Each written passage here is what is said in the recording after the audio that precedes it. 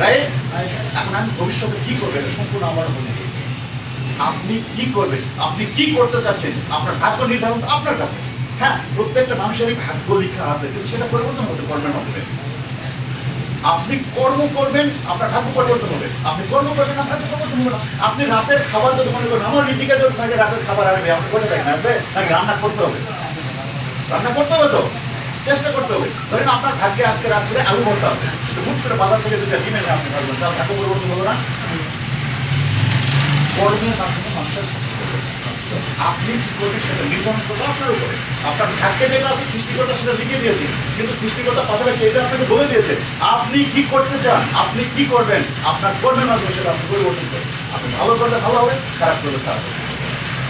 আপনি শেরপুর বাজারে গিয়ে একটা পারফিউমের দোকানে, আতরের দোকানে যাবেন, যাওয়ার পরে 4-5 ধরনের 4-5টা ব্র্যান্ডের আতর দিব দেখবেন, নেওয়ার জন্য দেখবেন, দেখার পরে আপনার কোনোটাই ভালো লাগবে না, আপনি আতরের দোকান থেকে বের হয়ে আসবেন। আপনার পাশে যদি কোনো বন্ধু যায়, আতরের সুঘ্রাণ পাবে কি পাবে? পাবে। ঠিক একইভাবে আপনি দিনাজপুর কয়লা ঘুরতে যাবেন, কোনো কয়লা কিনবেন না, শুধু ঘোরার জন্য গিয়েছেন, ঘুরে বেড়ে দেখে তার কয়লা তুলতে বের হয়ে আসবেন, আপনার শরীরে কোথাও না কোথাও কয়লার দাগ লেগে যাবে। রাইট? আমরা কি শিখতে পারি? আপনি ভালো কাজ করলে ভালো রেজাল্ট পাবেন, খারাপ কাজ করলে খারাপ রেজাল্ট পাবেন।